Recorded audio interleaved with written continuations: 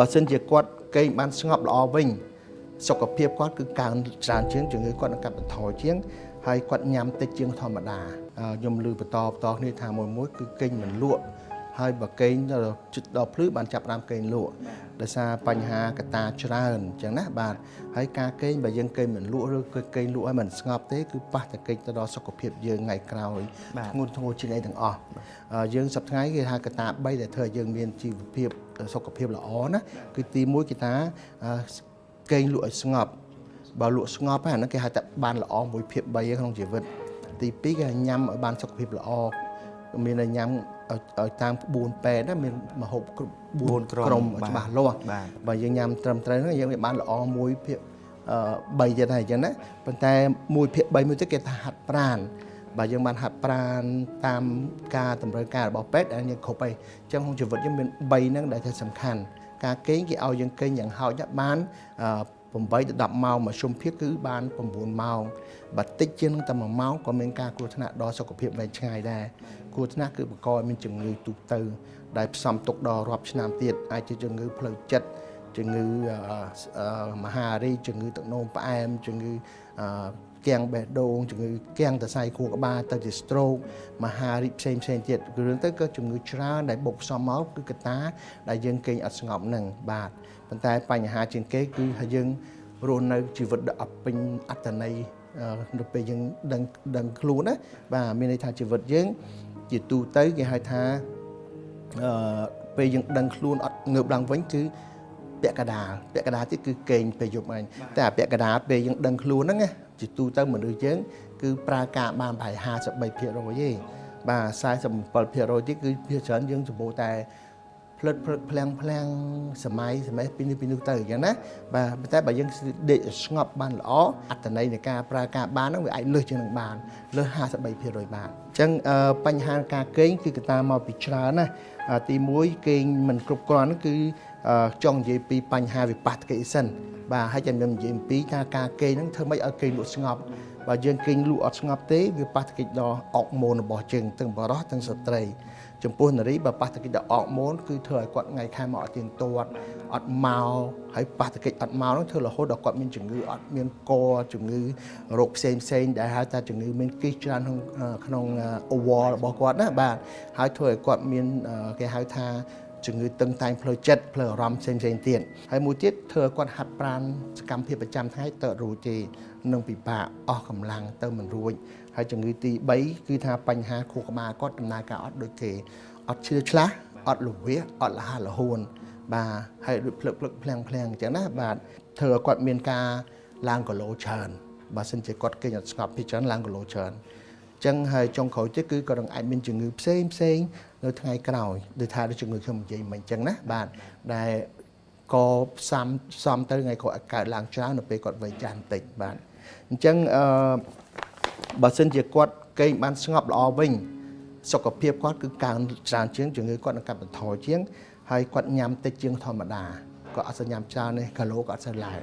ហើយមួយទៀតផងដែរបើសិនជាគាត់ចុកហាត់ប្រាណគឺគាត់ហាត់ប្រាណ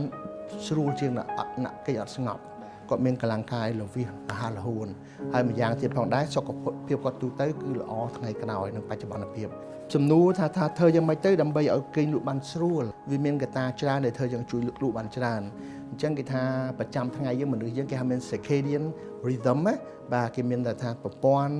វាដើរទៅដើរមកដល់ខ្លួនយើងវិញ្ញាណហ្នឹងដឹងវាមាន clock យើងណាបាទម៉ោងយើងតិចតក់តិចតក់អញ្ចឹងណាបាទតិចតក់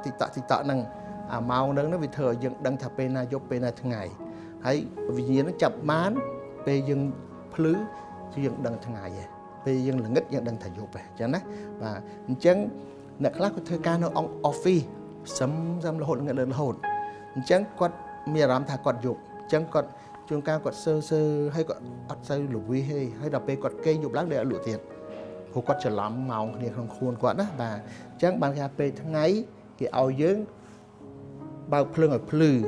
បើកព្រួយឲ្យភ្លឺឲ្យថ្ងៃជះមកហើយយ៉ាងហោចណាស់ឲ្យត្រូវពន្លឺពី3ម៉ោងក្នុងមួយថ្ងៃ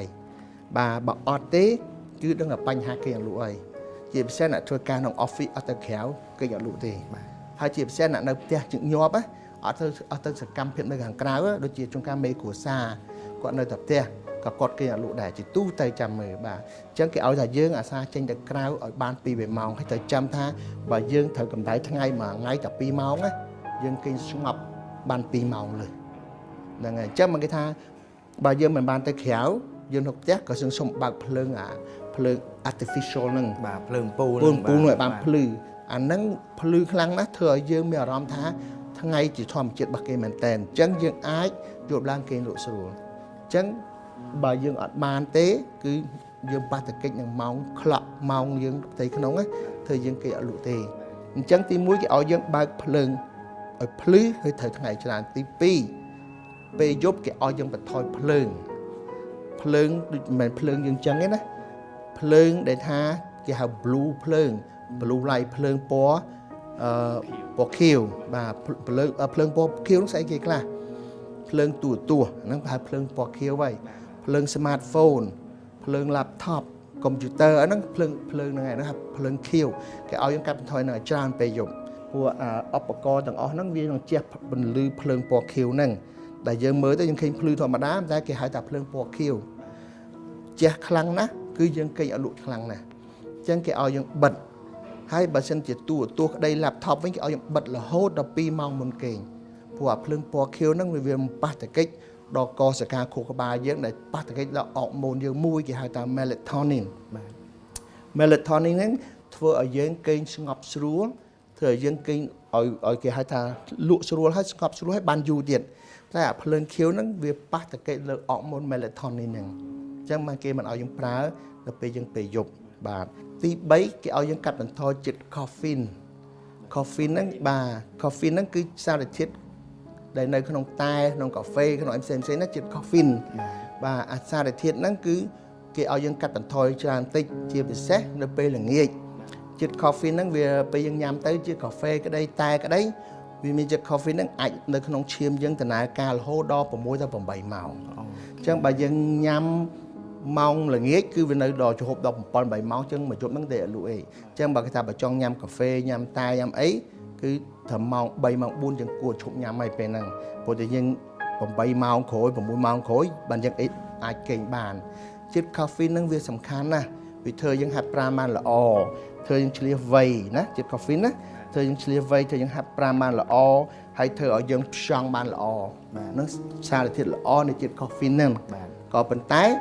វាប៉ះទង្គិចនឹងការគេងយើងបាទហើយទី4គឺគេហៅថាឲ្យយើងអាសាគេហៅថាព្យាយាមដេកហើយនឹងងើបឲ្យទាន់ពេលវេលា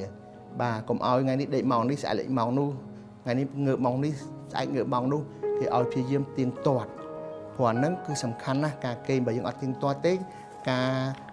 ដេករបស់យើងក៏អត់ស្ងប់ដែរនៅស្រុកយើងគឺ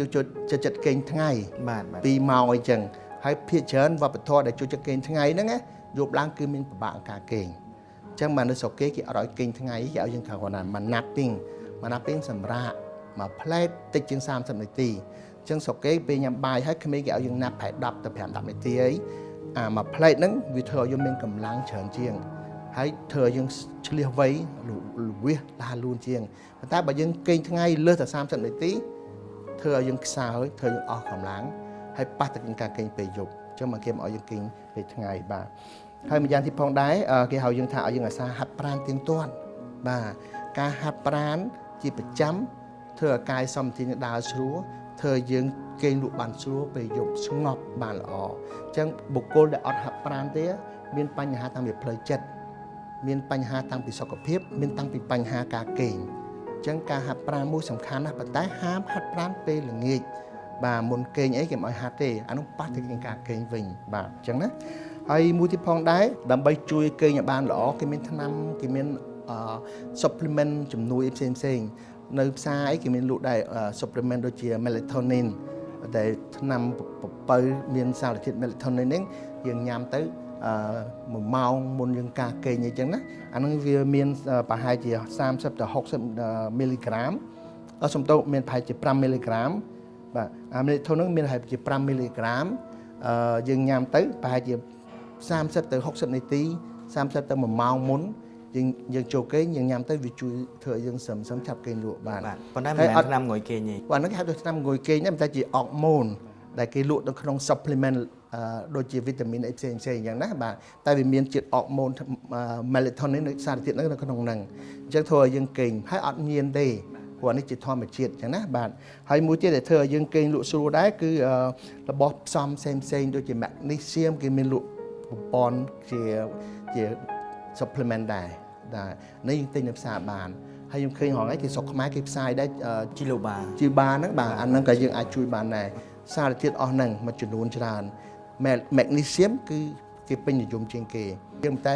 melatonin គឺខ្លាំងជាងគេល្អជាងគេហើយយើងអាចទិញបានជួយញ៉ាំបានបាទមានលក់នៅផ្សារអត់គួរពិបាកទេណាបាទហើយរបស់មួយដែលថាគេហៅអឺបដូចជាហៅជាតិផ្កាមួយអាហ្នឹងខ្លាំងណាស់ជួយបានល្អជាងគេគឺ lavender អាហ្នឹងគេយកមកឆុងទៅញ៉ាំទៅប្រហែលជា80ទៅ160មីលីក្រាមយើងពេលយើងយប់យើងញ៉ាំទៅបានធ្វើយើងគេលក់ស្រួលសំខាន់បំផុតគេអត់ឲ្យយើងញ៉ាំអាល់កុលទេញ៉ាំអាល់កុលអ្នកខ្លះថាញ៉ាំអាល់កុលគេងស្រួលញ៉ាំអាល់កុលពេលស្រវឹងគេងស្រួលប៉ុន្តែថ្ងៃក្រោយវាប៉ះទង្គិចនឹងការគេងយ៉ាងវិញ